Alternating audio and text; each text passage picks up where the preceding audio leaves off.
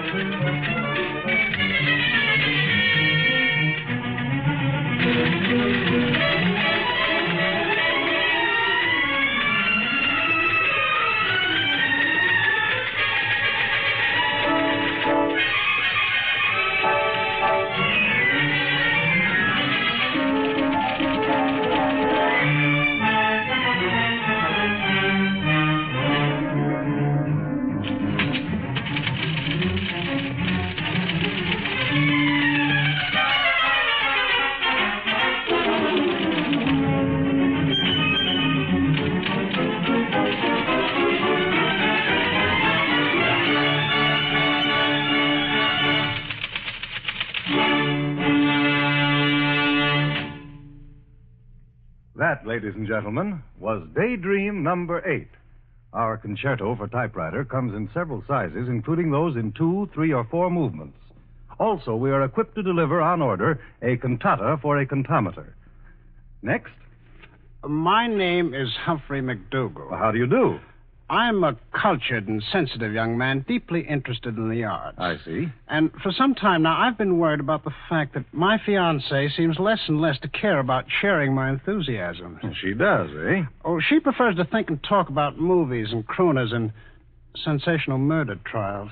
Oh, please go on. Well, I think she inherits a questionable values from her father. Very gross and opinionated man with no cultural background whatever. Yes. Well, what is your problem, Mr. M? Well, I would like to apply for an intellectual-type daydream in which the girl of my daydreams would be completely versed in the 7 lively arts.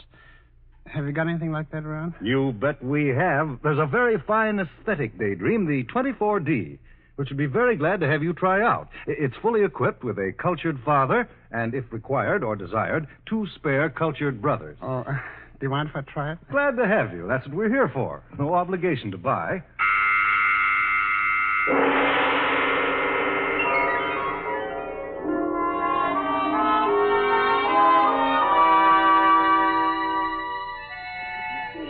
You have have just brought your girl home from the symphony concert, where you heard a preview of the Shostakovich Ninth and the Brahms variations on a theme by Semler.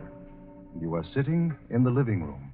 Yes, Minerva, the Brahms piece was charming, of course, but my favorite of all his works remains the First Symphony. Don't you agree, Minerva? I'll tell you, most of the time he's abstruse and sophisticated, and that gets me down. But... Oh, I grant you his stuff is magnificent in outline and elaborate in detail. But give me the beautiful sorrows of Chopin or the mighty harmonies of Beethoven. Yes, my dear, but after all, Chopin... And Brahms. Brahms is too often completely reticent for my money, you know what I mean? Oh, I'll concede to you he has a great fecundity in melodic invention. That I'll give him. To take Beethoven. If you was to make analogies with some of the other artists, you could say that there is a synonymity between his works and Shakespeare's works. Hey, hand me another one of them bonbons, Cookie, huh? Yes. But, my dear, such a comparison... Now, take Sophocles. Oh, well, Sophocles... There was a guy who saw life steady and saw it whole. Yes, but Minerva... He had a high sardonic humor, so to speak. Whereas the comedy of Voltaire was different. But, Minerva... As Anatole France says, in Voltaire's fingers, the pen runs and laughs. Ain't that high-class corn? And while there is a kind of tumultuous splendor and glowing purity in some of Brahms's passages, he still ain't got that thing, that blend of impressionism with sentiment, which you find in the works of Wagner, for instance. You know what I mean? Yes, Minerva, but you can hardly compare Why can't you compare? You know what Aristophanes had to say about comparisons, don't you? No, I don't. Well, okay. Anyways, it ain't enough that the creative artist should be aflame with a sense of life. He's got to know how to control it and synthesize the whole shimmick thing. And the more premonition, the better. Ain't that right, Dad? What's that, Minerva? Why don't you pay attention, Colonel, instead of sitting there with that mint julep? Oh, I'm sorry, daughter. I was busy reading an early edition of the Essays of Montaigne. But, Minerva... Hey, Pop, give Mac a load of your thesis about premonition as relative to the libido. Well, I'd rather illustrate my point by quoting the great poet John Keats. Go ahead, quote. When I have felt that I may cease to be, before my pen has gleaned my teeming brain, before high pilot books in character hold like rich garners the full ripened grain, when I behold upon the night starred face huge cloudy symbols of a great romance. A high romance, not a great romance, you dough. But what has this to do with... Quiet, wait a minute. Give me a chance, will you? Your point is well taken, Mac. But as the immortal bard said in Julius Caesar, the evil that men do lives after them. The good is oft interred with their bones. Say, wait a minute. How many of us are doing this? Why, daughter? So let it be with Caesar. The noble Brutus had told you Caesar was ambitious.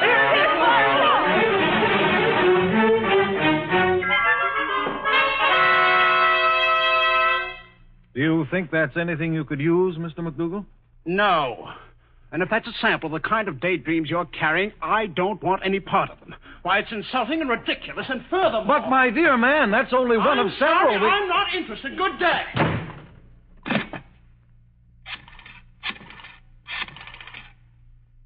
Hello, GW? Say, what are you trying to do with that 24D item? Well, no, we just lost a sale. Well, have you heard it? It's terrible. How did the casting get away from you like that? No, I didn't see the memo. Yeah, well, whose fault is that? Bill, the very first thing that you people should look into is the compatibility angle. Why, the dame you had in that sounded like Minnie Pius. Poor guy couldn't get a word in edgewise. Well, it's too late for that now. Well, all right, yes, get rid of the whole line. Oh, I don't know, maybe Mammoth Studios. Well, no matter how you look at it, it's bad business, and I don't want to have anything like that ever happen in our sales rooms again. Okay. Yeah. Yes, I saw the report. No. Yeah. Okay, goodbye. Yes, sir. All right, send in the next customer. Right away. You build a business up from wishbone, You work night and day. You put in overtime on Sundays and holidays. And then your nephew has to mess it up. Is this the executive office of You Can Dream, Inc.? Oh, come right in, sir, and be comfortable. What can we do for you? Well, my name is Steve Chartok, and I run a local elevator up and down all day long. Yes, Mr. Chartok. Well, this can get very dull, as I only go to the 14th floor. And after you've been operating the car for a while, you learn how to do it automatically, so you can practically stop the car in your sleep. Oh, yes, I see. The elevator's always crowded, too, so you don't get to meet people. And consequently, you make very few contacts that can do you any good. Why, yes, Mr. C. And I take it you'd like an occupational daydream? Yeah. I've tried making up my own daydreams, but whenever I do, I miss a floor and get blazes from some passenger. We have just the thing for you. Good. It's known as the 32 Jumbo. Would you like to try it? I sure would.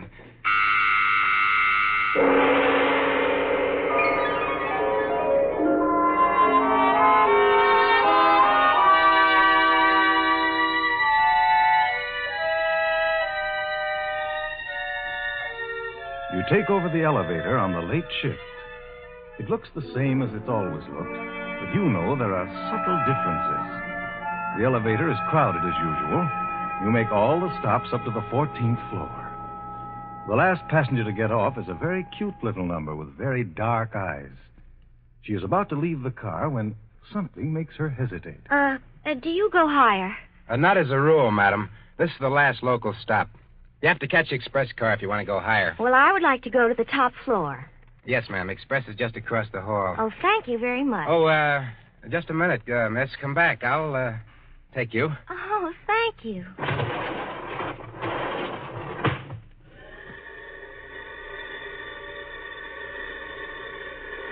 But you've gone past the 25th floor. Yes, I know, madam. At any moment, we'll go through the roof. No, you mustn't. Be calm, madam, and brace yourself. I'm sorry I had to wreck the roof on the way up, but this has been an ambition of mine for a long time. We're rising. We're going very fast. Trust in me, madam. I shall see you through. See how far we are above the city. I'm afraid that's to be expected. What's that thing coming toward us? Have no fears, madam. That's merely a patrol plane. Small wonder the pilot looked puzzled. But what if he decided to attack us? Don't worry. We're climbing faster than he could possibly climb. We'll soon be out of range. What's this fishy smell all of a sudden? Merely mackerel clouds. Ooh, it's getting very cold. I came prepared for this. The automatic heater. Oh, that's better. You're a brave man. Oh, not at all. I do my job, and I try to do it well. You see, all my life I've tried to rise above my environment, reach heights never before attained by any other elevator operator, living or dead. Oh, that's a noble ambition. In other words, I've hitched my elevator to a star. And I've often thought I get terribly dizzy when I look out of this window. Please face the front of the car. Oh, you're so strong, so good, so wise. You are so beautiful. Oh, please. Do you think you could learn to care? I might. Will you kiss me? Don't you think this is rather sudden? I don't want to take advantage of our position. Perhaps you're right. Well, what's that? The starter. He wants me to come back. Are you going to? Never. But what kind of future is there in just keeping on climbing? Madam, I am in heaven when I am with you. Oh, you say the loveliest things. Oh, what's happening? It seems as though we're slowing up. Yes, madam. The gravity of the situation has overtaken us. Oh, my. Were we just going to float in the substratosphere like this? I can't stand the suspense. What does it matter, madam? I love you. Oh, Stephen, I love you. I loved you from the minute that large woman stepped off at the 4th floor, and I saw you for the first time. I felt it. May I kiss you? Please do.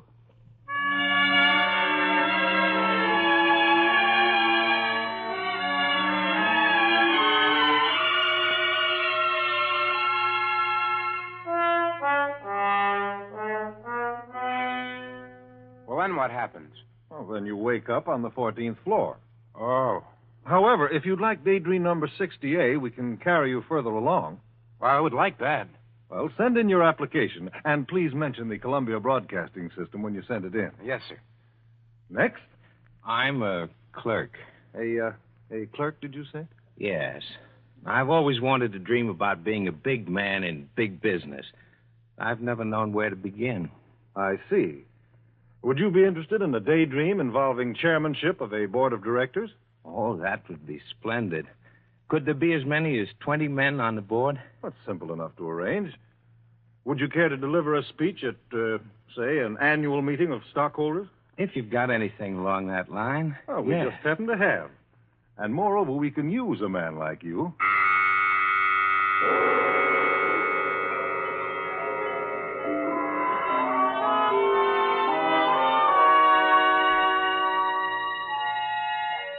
Now, look. You are chairman of the board of directors of an up-and-coming institution known as You Can Dream Incorporated. The conference room is full of directors and stockholders. And as you rise to your feet, an expectant hush falls upon your auditors. You start to speak, but you have a frog in your throat. Therefore, you clear your throat. Then you proceed. Gentlemen, we have had a good year. Our capitalization of daydreams has exceeded our wildest, shall I say, dreams. But let's get serious for a moment, gentlemen. Now that we are a going concern, perhaps this is a good time to examine the nature of our product. Curiously enough, the dreams most in demand are not the novelty fantasies or even our bargain-priced megalomaniac visions, but the simplest and truest quality dreams designed along the most realistic lines. There's a certain poetic wisdom, gentlemen, in the fact that illusions of grandeur should come so cheaply, while the humblest dreams, those which the masses of the people seek most, should be the highest priced. Highest price, did you say? Yes, Mr. Vandergriff. For to achieve the most basic dreams, men are at this very moment leaving their homes and all they love, to engage their enemies, the despoilers of dreams, to fight, to sacrifice, to die. And for what? For a promise of tomorrow. This, you may remark, is surely a high price to pay for any dream. But what are these dreams so dearly bought? Well, take a look at the catalog marked Dreams Today, Realities Tomorrow. You will see that item number 1 is Victory and Peace. No ordinary peace, mind you, but the very finest, the just and lasting peace. You will notice that the negotiated variety appeals to nobody except a few subscribers interested in Spanish castles built by Franco or in dreams of racial superiority. Both types having become so increasingly unpopular for general consumption that we discontinued carrying them as of the last quarter. Good. Now, if you will examine the lesser dreams under this category, you will find them broken down into very simple components, which we trust will be installed in every home once the main dream has been accomplished. For example, let us consider Dream 2B. 2B is simply the daydream of a job wherein a man can fulfill himself. Nothing fancy about that, is there, Mr. Hammersley? No. Mr. Plotkin? No. Then let our salesman see to it that nobody is without one. Check. And then there is 3W, the wherewithal dream. The wherewithal dream is that in which the consumer is insured of the wherewithal to guarantee shelter, food, and clothing for himself and his family. It will be important to see that a good stock of this is laid in before the post-war season gets underway, because time has proven that this type of dream has the effect of moving people in the right direction. But this is going to take a little planning, won't it, Mr. Chairman? Right you are, Mr. Wamsgans. Now, it is the consensus of the board that the wherewithal should be made available in a handy combination pack with Dream L, which, as you know, is our code for leisure. May I make a remark here, Mr. Chairman? Well, feel free to make any comment you wish. Inasmuch as leisure is a dream which far too few people have hitherto been able to afford, I hope it'll come as part and parcel of the wherewithal. In other words, the wherewithal should be sufficient to support leisure.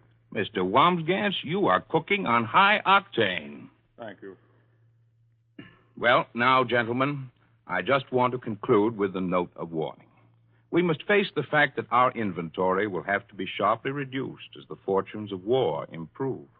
We must be prepared to strike a number of items off the books, because the dreams which have up to now seemed so remote, dreams of wherewithal and leisure, together with the modest aspirations of common men for peace and dignity and bread, will be no longer commodities of wishful thinking, but realities of life. In the years to come, men will build new dreams, for it is the nature of our species to progress. And I think it can be safely said that when better dreams are built, we will build them.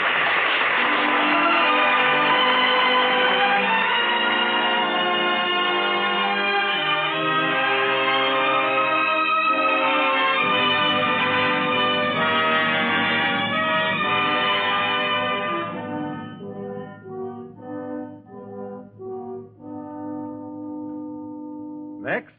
I am an announcer named Harry Marble. Yes, Mr. Marble. What's your problem? Well, I'm an announcer. I see. And what kind of dream can we service you with? Well, sir, I've always felt that it's a pity announcers are relegated to opening and closing routines with little chance at self-expression. And You mean you want to dream about being an actor? Oh, no.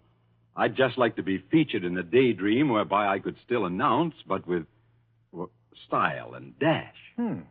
Style and dash. Well, yes, something by which the listener could remember me, by which there would be no mistaking me for Frank Gallup or David Ross or Tony Marvin. You'd want them to make no mistake about the fact that it was Harry Marble announcing, right? Yes. Easy.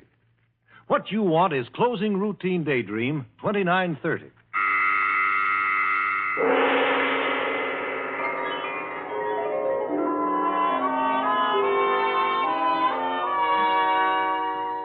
The program is nearing an end. The studio is tense. The distinguished audience sits with its eyes fixed on a door through which is expected momentarily a very important personage.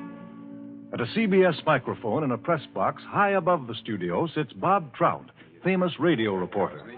He is describing the event. Ladies and gentlemen, I believe Harry Marble has just entered the studio at the West Portal. Yes, it is Marble. He's tanned and healthy, and he's nodding to the company as he strides briskly toward his microphone. Now the musicians are rising. They have risen to greet him. The conductor has stepped off the podium to shake his hand. Mr. Marble has graciously accepted the baton which has been proffered to him, and he's now breaking it over his knee and handing back the narrow end. It's an old Chinese custom, I believe, but the significance escapes me at the moment. The conductor is bowing, and now Marble has turned and is heading this way. He's just waved to several justices of the United States Supreme Court who are sitting in the audience, and they've waved back. The justices waved right back at him. Yes, there's an air of festivity and gaiety such as I've never seen in a studio. Now 4 actors have stepped up, and they're presenting Mr. Marble with gifts appropriate to the occasion. From left to right, they're a bouquet of flowers, a bronze plaque, there's a loving cup, and a marble urn. Mr. Marble has just pulled a nifty, ladies and gentlemen. In accepting the marble urn, he said he hoped to make it a receptacle for marble earnings. You can see why he's a great favorite here. And now he's continuing his progress toward the microphone, carrying his gifts in one hand and his script in the other. He's a dashing picture with his coattails flapping in the air conditioning system. He's very happy. We can see that from here. And as he nearly tripped over a microphone cable. But nothing ruffles his composure, really. No, sir. Good old Harry. And here he is, abreast of the microphone, ready to make the important announcement for which you have all been waiting.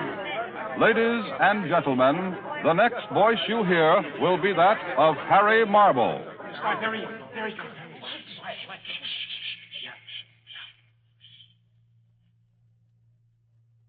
A great hush has fallen on the assembly, and at any moment now, you will hear the long-awaited voice of Harry Marble. I don't know what's delaying him. He's standing at the microphone. His eyes are closed. He is about to speak. This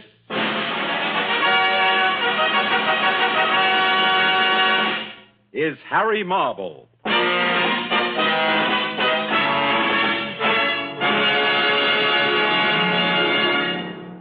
You have been listening to You Can Dream, Incorporated, written, directed, and produced by Norman Corwin for CBS as the sixth of a limited series of 26 programs, bringing you a variety of entertainment, musical, dramatic, and documentary. In the cast tonight were Minerva Pius, Bob Trout, John Griggs, Sam Raskin, Ruth Gilbert, Ralph Bell, Joseph Julian, Eleanor Sherman, Lon Clark, Kermit Murdoch. The original musical score was composed and conducted by Alexander Semler. Next week at this time, Columbia presents Norman Corwin's composite biography of an American soldier entitled Untitled. Frederick March, distinguished actor of stage, screen, and radio, will be starred in the production, and music will be composed and conducted by Columbia's prize-winning Bernard Herrmann. This is CBS, the Columbia Broadcasting System.